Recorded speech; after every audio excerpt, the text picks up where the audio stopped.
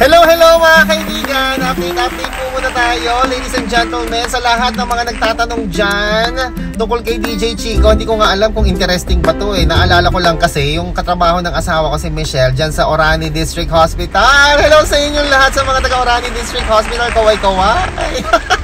Tatanong sila, ano ba trabaho ni DJ Chico? Ni Sir? Ang dami niyang trabaho, basta may trabaho siya. Kung saan siya nagpupunta, Luzon, Visayas, Mindanao, kung saan siya nakakarating, basta may trabaho siya. Hindi ko alam kung anong trabaho, marami siyang trabaho. Totoo po mga kaibigan, marami pong ginagawa si DJ Chico. And update ko kayo, ladies and gentlemen, live update. Resigned na po tayo sa isa nating work sa isang oil company. So, resigned, effective recently lang. Kasi ang dami nating trabaho. Ang dami nating ginagawa at ang dami nating kailangan gawin. Nanggaling ako sa radio station, oil company. Actually, dalawa lang pala yung employment ko, do. Oil company, radio station. Yun lang, di ba? Radio station, oil company. Yan, profession sa isang insurance company. Naging manager tayo doon, tapos naging manager tayo doon. Sa online yan, alam nyo naman guys, nagpo-vlog tayo, no? Hindi ko naman alam kung may manonood ba o interesting ba yung mga pinagsasabi ko. Pero salamat po sa lahat ng mga nanonood ng ating mga video. Sa lahat po, sa inyo, sumusuporta, nagla-like, thank you so much po. Tapos nag-enroll din tayo sa online Bible School. Ayun, nag-resign na nga po tayo sa ating trabaho. Bakit ka nag-resign, Chico? Marami nga po akong ginagawa. Nag-MC pa ako, di ba? So yun, ngayon resign na po ako sa work ko, sa full-time employment ko. Mas marami pong doors. Ang taray ng doors, di ba? Gusto mo yun? Mas marami pong doors ngayon ang nag-open for maraming opportunity, no? Alam mo yung lumabas ka sa comfort zone mo, yung akala mo wala ka nang pupuntahan. Wala ka nang pupuntahan! Dati hindi ka lumalabas sa comfort zone mo kasi nag-aalala ka dahil iba pa rin yung may kinsenas katapusan na sweldo, di ba? Biyaya ng Panginoon, no? Ito ngayon, lumabas po ako sa aking comfort zone. Marami pong mga opportunity ang lumalapit sa atin. Nandiyan na po yung sa real estate, no? May nag-alok sa akin na broker na maging part ng kanilang brokerage. Ano yung brokerage, no? Real estate company. In-invite niya ako na mag-join. Matulungan ko sila mag-promote ng kanilang mga property. And true enough, nagpunta po ako doon sa kanilang mga property sa site po nila. Magaganda po yung property, as in. Appreciate ko yung importance ng properties, no? Lalo na sa mga nag-abroad o FW. Yung mga kababayan natin na gustong mabago yung kanilang buhay, yung mga kababayan natin na nagpupursige, nagpapakahirap sa ibang bansa, yung mga kababayan natin na gusto pong makapag-ipon, makapagpundar ng mga property, at hindi lang basta property, mga magagandang property. Dinala po nila ako doon ng Ebenezer, no? Ebenezer, yon. Dinala nila ako doon sa Tagaytay, sa Santa Rosa, Laguna, sa Batangas, sa Lipa. Tapos nakita ko yung mga properties. Ang gaganda nga po mga kaibigan, SunTrust. Familiar kayo sa SunTrust? Yun, naalala ko nga yung pinsan ko si Arthur. Doon siya nakabili ng property niya sa SunTrust sa Governor's Hill. Tama ba? Sa 13 yata yun. Kaya kayo rin po mga kaibigan, kung lalo yung mga kababayan natin nasa abroad, kung naghahanap kayo ng mapag-i-investan ng inyong pinagpagurang pera, yung pinag-investan nyo na nakikita nyo, tsaka totoo nga, no, tumataas yung value ng property. Alam nyo ba yung Forest Lake, yung libingan?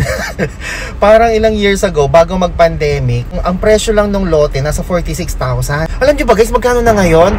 Nasa 100,000 pesos na. As in, nagulat akong ganyan. Ganun na pala kalaki yung inilago niya. From 46,000 few years ago, bago mag-pandemic, siguro mga 2019. Tapos ngayon, ang presyo na niya, nagre-range siya sa 90,000 to 100 plus thousand na. Ang presyo ng libingan lang yun, ay maliit lang yung nakapiraso, ganun na yung inilaki ng property nila. Maganda nga pag-investan ng inyong sobrang pera, ang real estate, no? Dapat magaganda yung mga kinukuhanan yung properties, yun. Kaya kung interested kayo dyan, pwede ko rin kayong matulungan. Yeah! Nakaray, alam nyo na yan! Yan, kung interested kayo, meron tayo sa Tagaytay. Santa Rosa, Tagaytay Road. Di ba? Santa Rosa, Tagaytay Road. Nandyan yung sa Verona. Tapos, bukod din doon, yan, pati Forest Lake. Ang maganda doon sa brokerage na yon, pwede kang mag-offer ng mga properties. Fiesta Communities, Camellia, Houseland, First. Marami kang pwedeng i-alok ng mga properties kasi pwede silang, accredited sila ng maraming mga developers. Kaya kung kailangan nyo ng properties, alam nyo na kung sinong tatawagin. Yes. At saka bukod din doon, nag-insurance pa rin tayo, no? Sa AXA Philippines din po yan. So kung namili ka ng property mo, ipa-insure mo na rin pati property mo. Pati ikaw, pati yung kotse mo, ipa-insure mo na din. So yun mga kaibigan. Tapos syempre, ito tuloy-tuloy pa rin yung ating pagba-vlog sa YouTube channel natin na DJ Chico. Napaka-busy ko sa work, 'di ba? Alam niyo naman yung work ko dati sa oil company. Luzon, Visayas, Mindanao, punta doon, training dito, training doon, meeting sa client, at marami pang iba.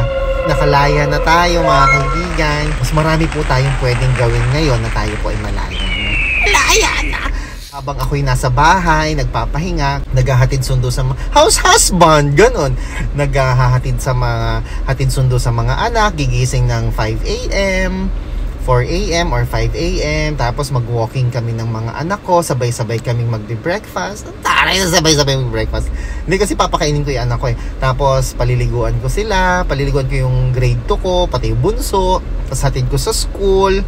Ganon, araw-araw ganon. Tapos susunduin ko from school, uwi sa bahay. Ano lang, ang sarap lang sa pakiramdam na, alam mo yon, na ngayon, mas marami ka ng time para sa pamilya mo.